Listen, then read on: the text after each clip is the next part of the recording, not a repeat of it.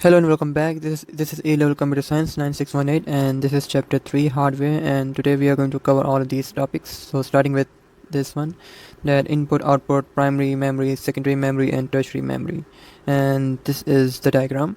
This is input, this is output, process output, and this is the storage, primary storage, secondary storage, tertiary storage.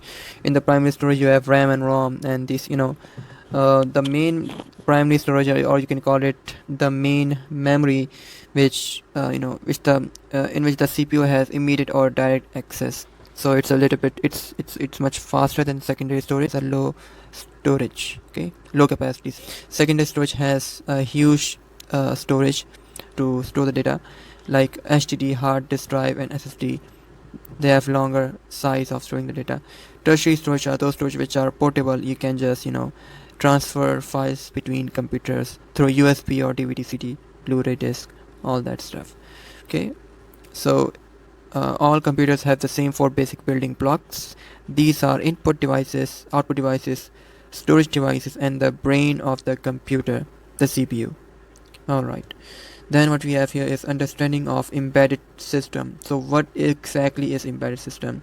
Embedded system is something that it is dedicated to a single purpose or a small set of purposes. Embedded system can be found in nearly every single piece of modern electronics. In fact, they are the electronics.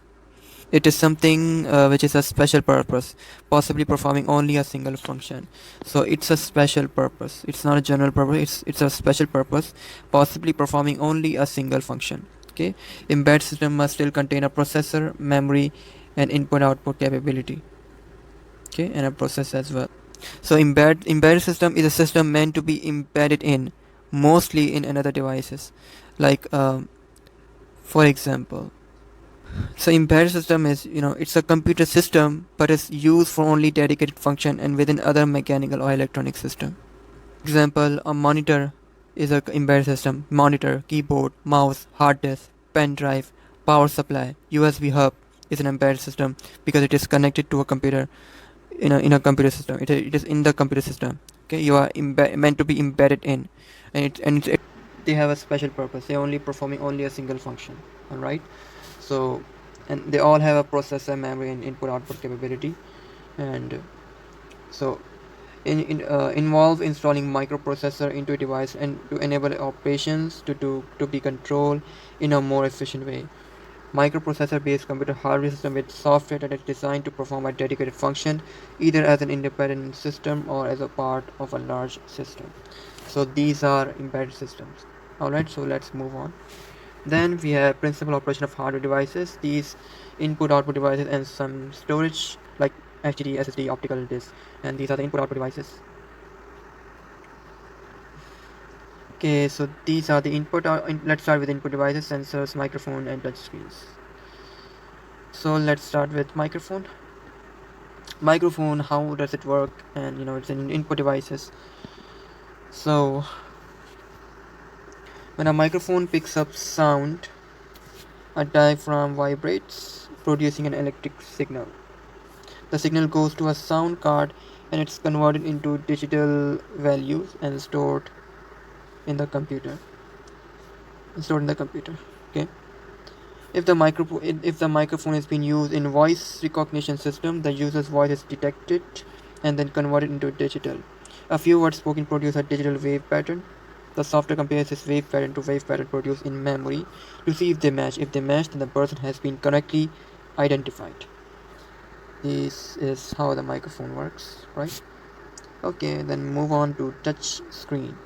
A touch screen is both an input and output device. The display gives you the output in the form of the visual menu, and then you input your choice by touching the screen. These are the type of technologies. There are two types: capacitive technology and resistive technology. Let's start with capacitive.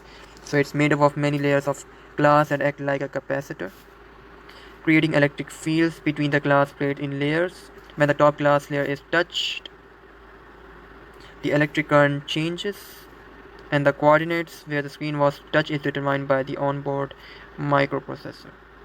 Okay. Resistive technology.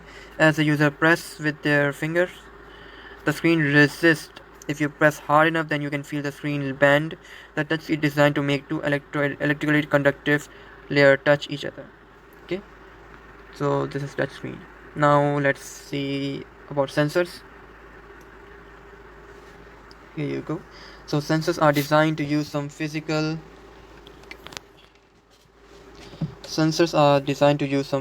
characteristics of its surrounding, such as pressure, temperature, light intensity, etc. So this is raw data in analog data. You are converting it into digital data through ADC. It's converted to digital data 1010 and then back to DAC in order for for the actuator to work, because actuator always take analog data as input and then it do its work. So convert from DAC to digital data to analog, and then the actuator will do its thing. Okay. When the computer is used to control devices such as motor or a wave, it is necessary to use a digital to analog converter. An actuator is a motor that controls a piece of mechanical equipment. It is operated by a source of energy, typically electric current, hydraulic fuel pressure, and pulmonary air pressure. Okay, so this is what a sensor is all about, and this is the actuator. So right now we actually have gone through sensors and actuators. Okay, now let's move on to speakers. The microphone and the loudspeaker use the same technologies but in reverse. Sound is produced from a computer by passing the digital through a DAC and then through an amplifier. Finally, the sound emerges from the speaker. Okay, sound is produced from the computer by passing the digital data, and then we need a DAC to convert that digital to analog so that we could hear it. And then through it goes through the amplifier to amplify the signal so that we can hear it more loud and clear.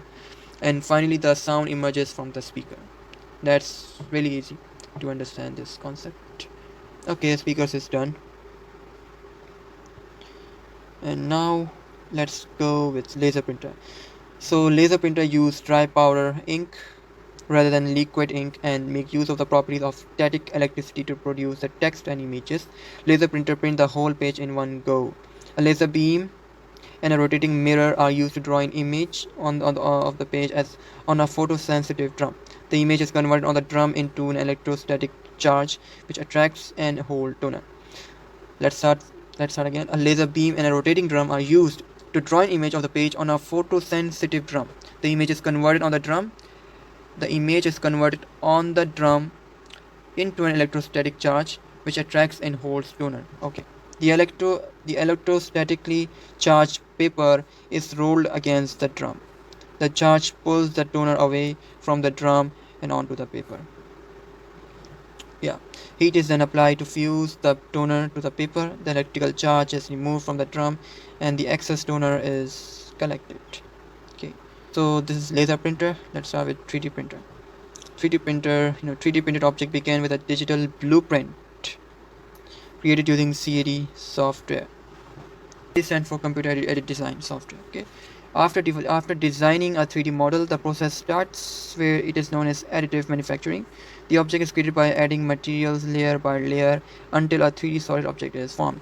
For each of these layers can be seen a thinly sliced horizontal cross section of the eventual object, which means it's making slice and making each layer, and it's more like a thinly horizontal cross section of the event, and then it gets merged and then it becomes a 3D object. Okay, so this is 3D printer. Now virtual headset.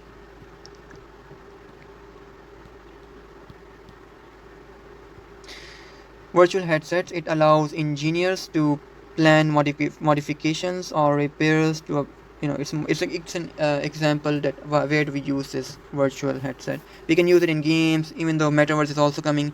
We can use in that part. It's an example.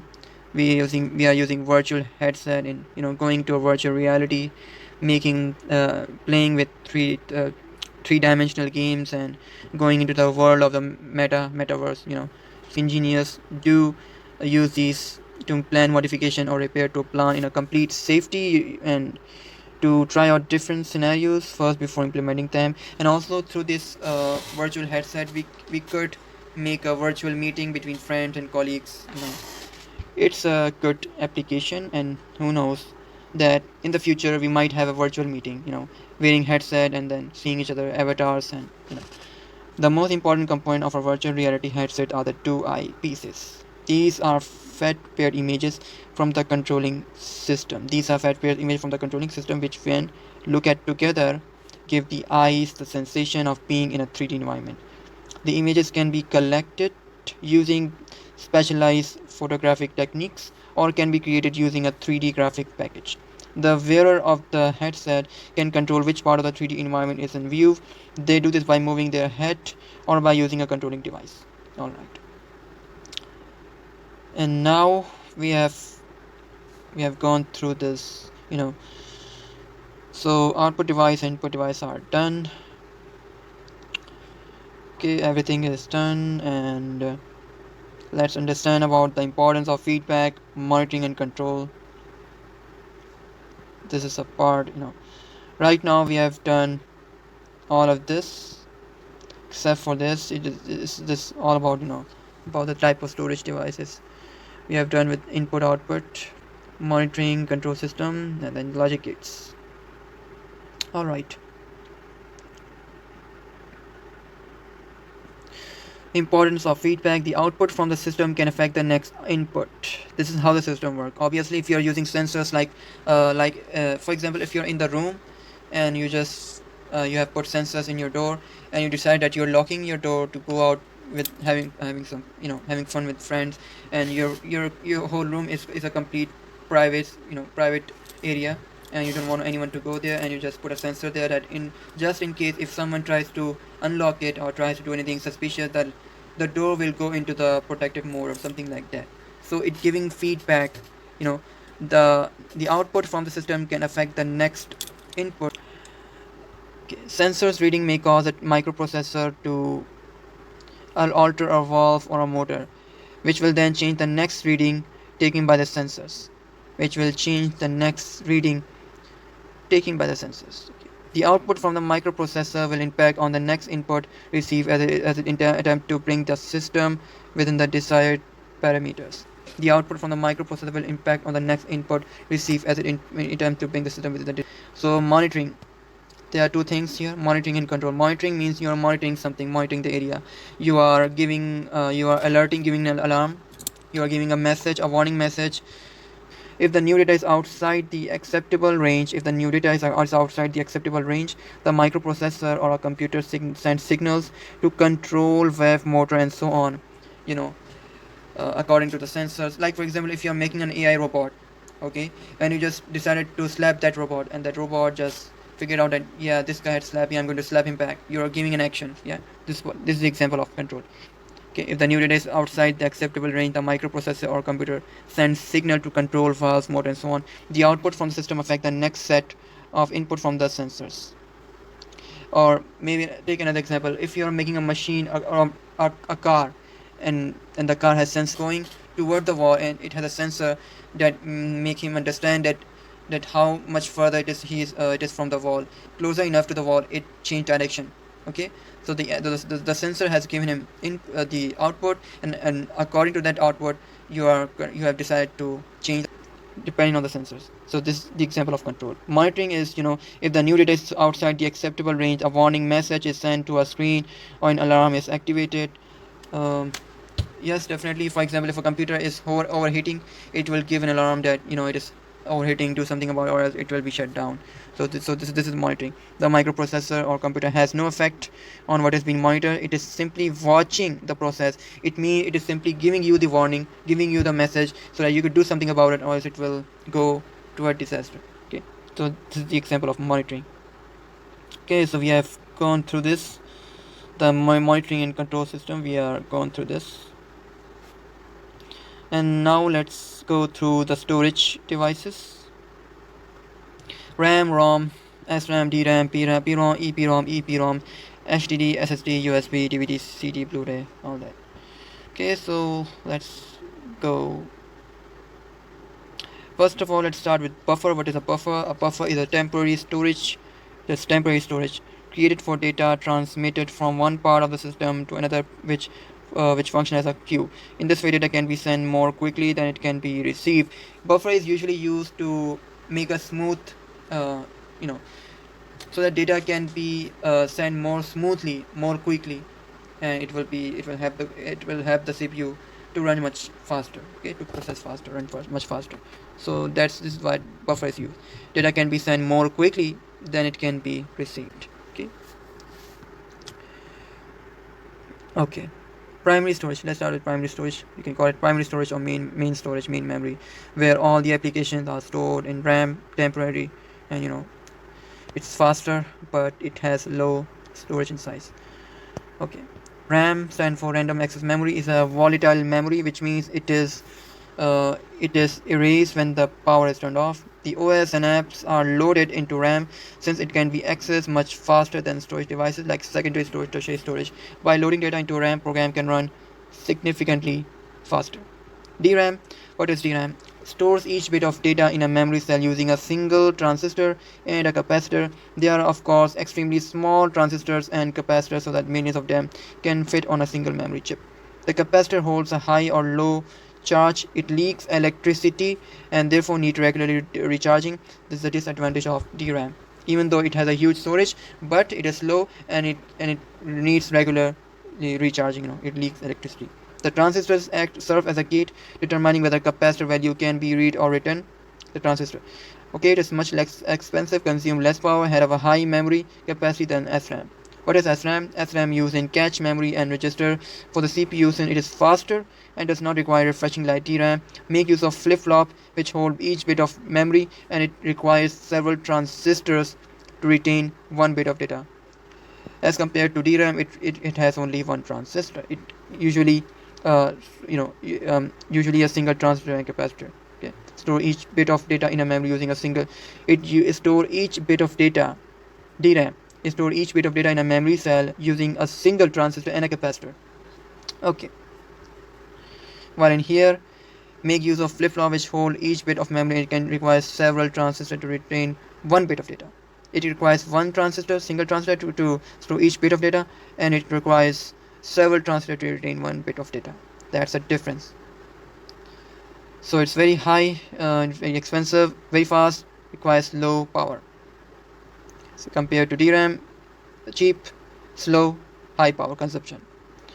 ROM. What is ROM? Read-only memory is a non-volatile memory that contains the boot firmware. Okay, so non-volatile memory consists of a few kilobytes of code that tells the computer what to do when it starts up. The boot firmware is called the BIOS. Even after the PC is turned off, the content of ROM will remain the same. So there are three types of ROM. PROM, it's a type of ROM chip that can be altered only once, not more than once. In PROM only. It is made up of matrix of fuses. Programming a PROM requires the use of a PROM writer, which uses an electric current to alter specific cells by burning fuses in the matrix, often used in mobile phones and in RFID tags.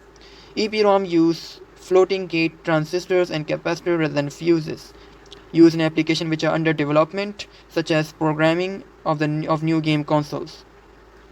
The installed data or program can be erased. Using ultraviolet light (UV), and data or new program can be installed. However, this reprogramming usually requires the chip to be removed from the current. Okay, you can. It's a little bit fine. You have to remove it, but still, it's much better than PROM. EPROM is still much better, since you can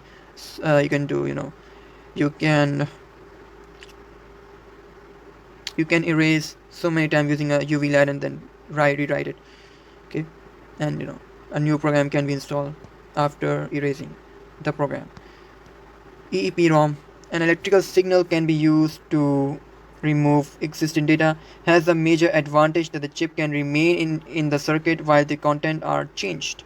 In here, you have to remove the circuits. Requires the chip to be removed. You need to remove the chips in order to erase the data and then installing new data. But in here, it doesn't matter if the remain are intact. If the chips remain in the circuit, it doesn't make a difference. The contents can be changed in double EEPROM. Okay, so this is RAM, this is ROM. We are done with primary storage. That's all there is. Done, done, done. Now it's secondary storage. In secondary, it has huge storage capacity, but very slow as compared to primary storage. Okay, HDD and SSD. Hard disk drive, stored in a digital format on the magnetic surface of the disk. We can call it a platter. The surface of each platter is capable of being magnetized. The HDD will have a number of platters. You can call it, number of platters, 2 or 3, and which can spin at about 7,000 times a second. On each platter is a read-write head, which are mounted on an arm which is positioned just above the surface of each platter. The arm can move between the outer and inner tracks of each platter at a very high speed. Data is stored on the surface in sectors and tracks. A sector on a given track will contain a fixed number of bytes. So you can see here, these are platters. This is platter 1, platter 2, platter 3. These are heads to read and write, data from the platters. And this is a sector. This is a track. And this is a sector, like this one. This is a sector. Okay, and this is a block. Alright, SSD, solid state drive, constructed entirely from electronic components.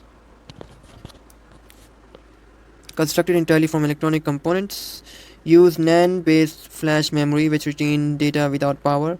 This is done using floating gate transistors. Latency is an issue in HDDs. SSD removes this issue considerably. They have no moving parts and all data is retrieved at the same rate. The data is stored as 0 and 1 in millions of tiny transistors within the chip. This effectively produces a non-volatile rewritable memory. It is expensive but have high access speed. Okay, this is the example of SSD. And then we have tertiary storage, and inside tertiary storage we'll discuss about USB and DVD, CD and Blu-ray. So DVD, CD are optical disc.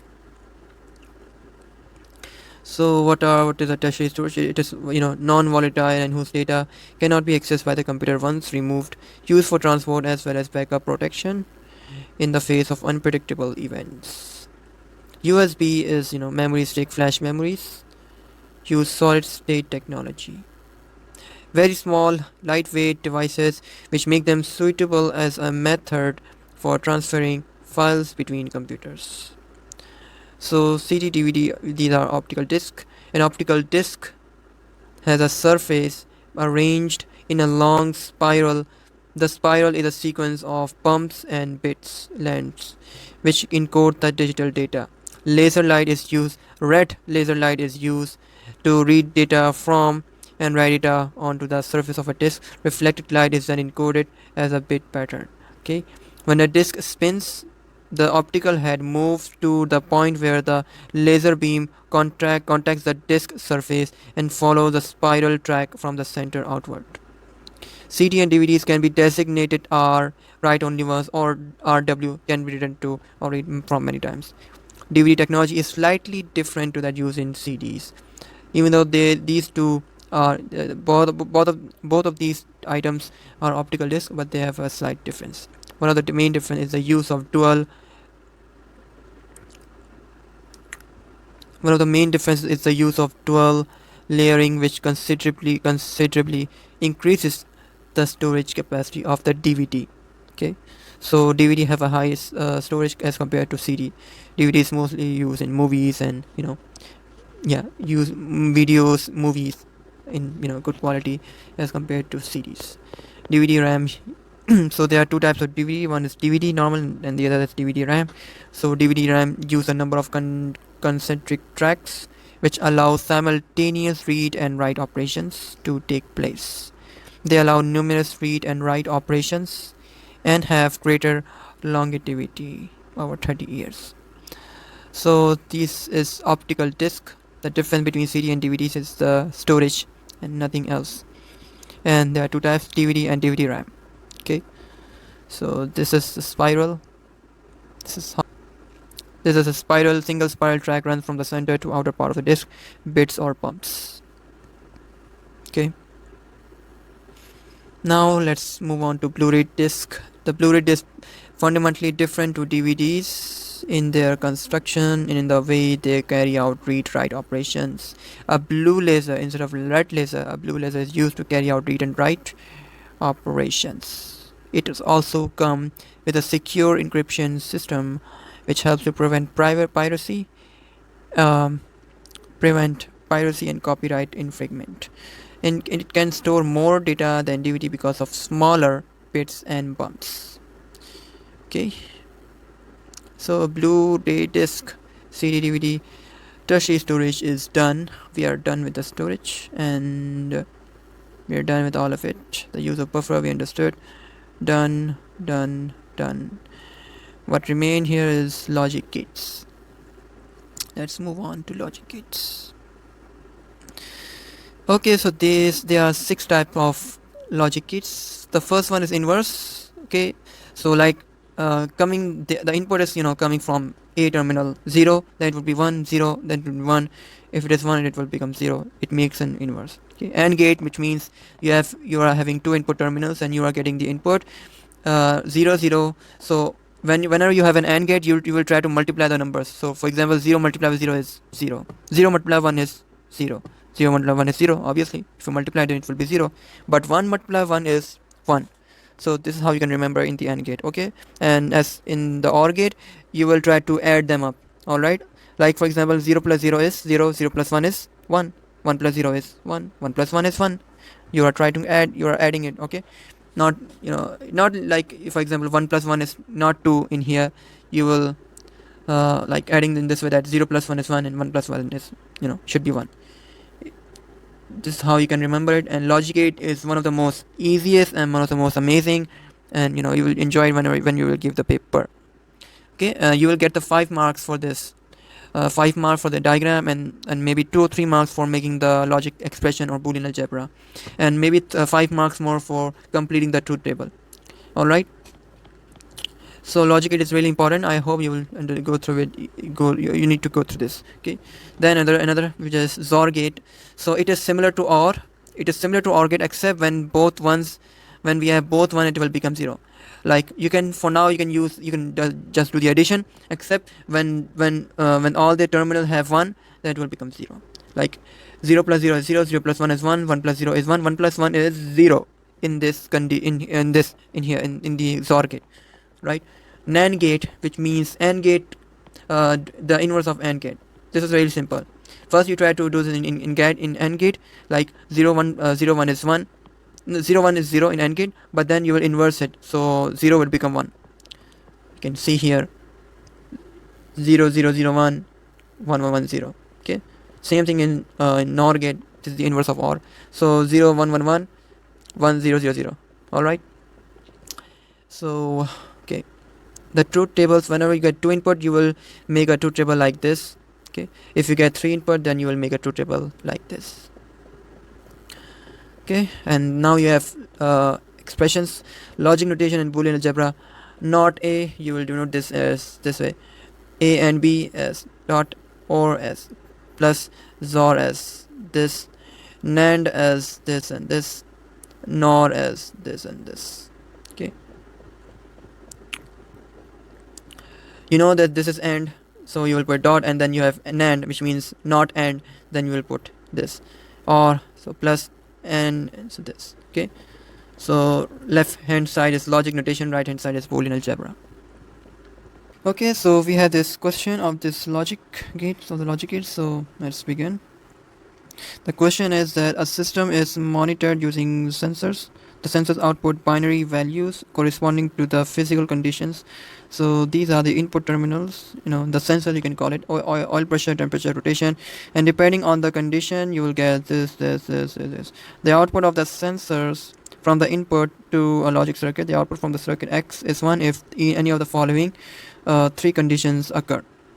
Okay, this is the condition AND, which means we'll put AND gate. Again we'll put AND gate, and you will put AND gate, either this or this or this. Okay, so we need to make a diagram, right? Okay, so let's start here. This is X, Thus the output from the X circuit X is 1 if any of the output from the circuit X is 1 if any of the following three conditions occur. Either oil pressure is greater than 3. If oil pressure is greater than 3, then it will be 1. Okay, so this is 1. And temperature is greater than 200. Okay, this is also 1.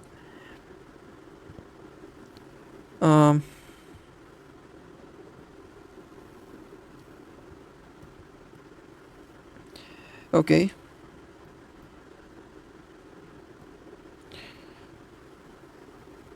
Oil pressure is less than 3, which means it would be 0. So this right here, this is 0. Rotation is greater than 1000. This will be also 0. Temperature is greater than 200. Temperature greater than 200. This will be 1. And rotation is greater than 1000. This will be 0. Now let's make a diagram. Okay. First, let's make an AND gate. So this is the AND gate. I'm going to make the AND gate. Okay, this is the AND gate. And from the AND gate, okay, so we have these three terminals P, T, and R. Let me write here P, T, R. Okay, and we got oil pressure. So we need the oil pressure. So it is 1. Okay, so I'm going to just. This is the oil pressure. And temperature greater than 200, so we are also having the temperature. Okay, done. So either oil pressure greater than 3 bar and temperature greater than 200 degrees Celsius, or okay, after making an AND gate, it's saying OR, which means I need to make an OR gate. It will be connected in here. Or another AND gate, I need to make another AND gate. Okay, it will be connected in here.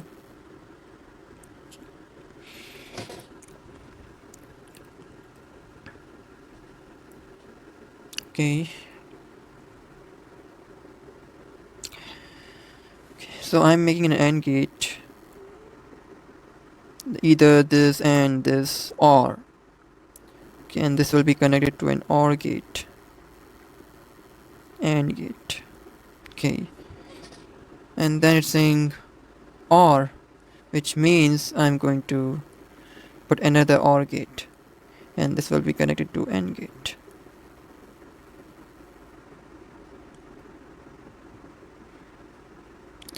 Okay, oil pressure and temperature. This is AND gate. That's saying OR. So this is OR. That says AND gate. So this AND gate. Two AND gate is connected to OR and then OR, which means another OR gate and then okay. So AND, you put AND. Then it says OR. So this is OR AND. So two AND are connected to OR. Then it's again saying OR. So this is OR and AND. This is AND. Okay, this is how you need to make it. So AND. Okay, so oil pressure is 0, which means you will put a NOT gate as well. So this is the NOT gate. I will go try to.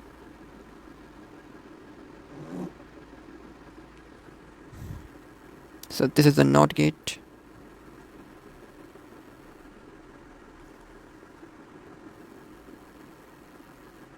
Okay, so this is the NOT gate, and rotation R is also going to be NOT gate. It's also going to be NOT gate. Okay.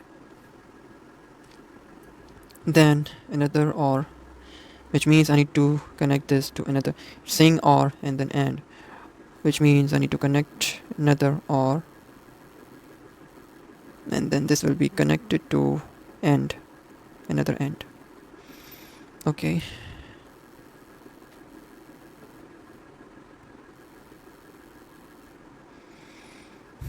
So this is OR, this is OR, and the rest are AND. This is NOT gate. Okay, so this one temperature is gonna. Okay, so this is 1, this is 0. T is 1, which means if T is 1, if temperature is 1, then I'm going to just.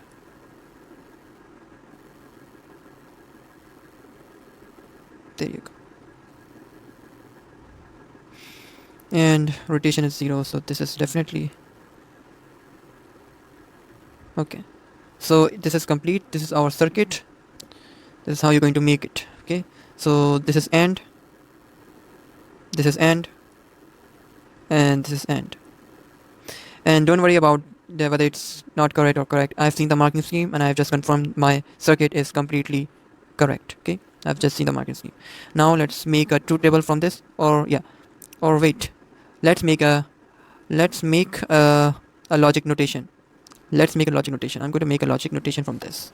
So the logic notation would be, okay, so OR, first it will come OR, then another OR, and OR will be connected to, I'll put here OR, and then AND. Okay, so AND and P and T, P and T. Okay, so this is AND P and T, P and T, and OR, and another AND. You'll put N in here, and AND is connected to not P and okay, not P and not R, not P, not R, not P, not R. There you go. So this is R, and I'm going to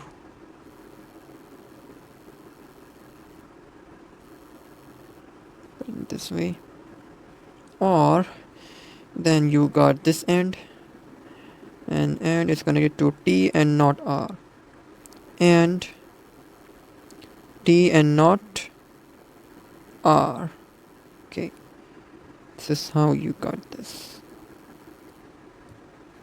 So this is the logic notation, and I'm going to write in Boolean algebras as well. So this is logic. Okay, now I'm going to write it in Boolean algebra.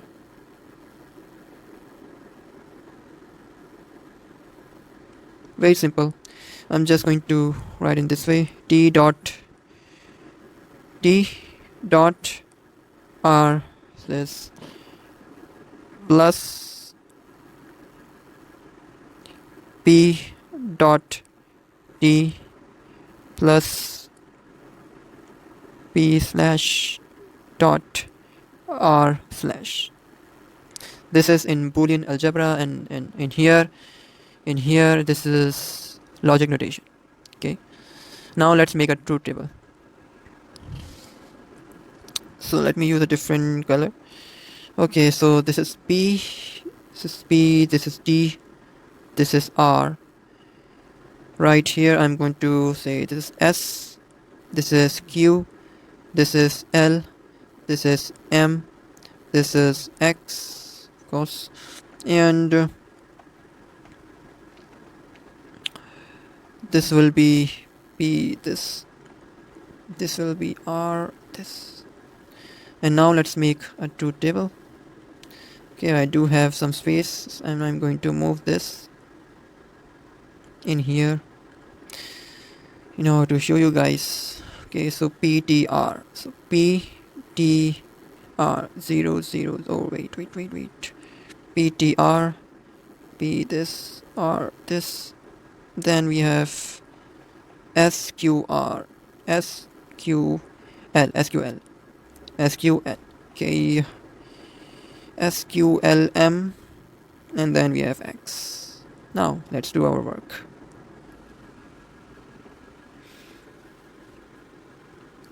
Zero zero zero zero one one one one 0 0 1 1 0 0 1 1 0 1 0 1 0 1 0 1. Okay, now we're gonna do the inverse. 1 1, you know, PEC is one of this, and 0 0 0 0, and R is the inverse of this. 1 0 1 0 1 0 1 0. And then we have S. What is S? S is the end of P and T. S is the end of P and T. According to this logic statement, P and T. Yes, definitely. This is S. Okay, so this is S. This is going to be Q. This is L. and this is M, and this is X. So S is going to be the end of P and T. Okay, so P and T, it will be N. So 0 0 is 0, 0 0 is 0, 0 1 is 1, 0 1 is 0. We are trying to multiply it since this is N. Okay, 0 multiply 1 is 0, 0 0 0. This is 1, this is 1. Okay, now we have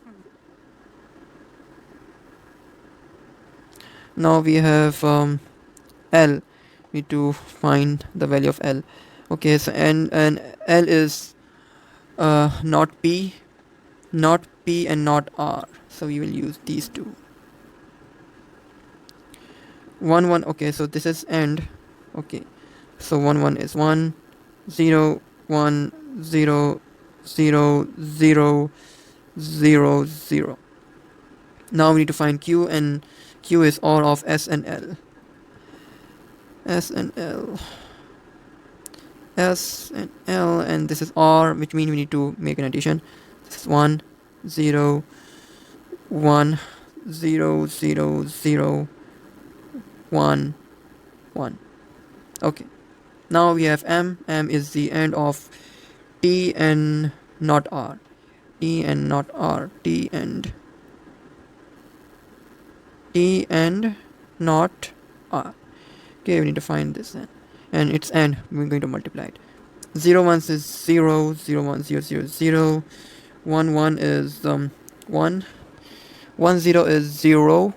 Okay, 0 1 is 0, 0 0 is 0, 1 1 is 1, and 1 0 is 0. Okay, now last thing here is, now we have Q and M, and now we need to find X. And so Q M, the R is Q or M, so we're going to see Q or M. Okay, Q or M, and we're going to use the OR cat, which means we're going to make an addition.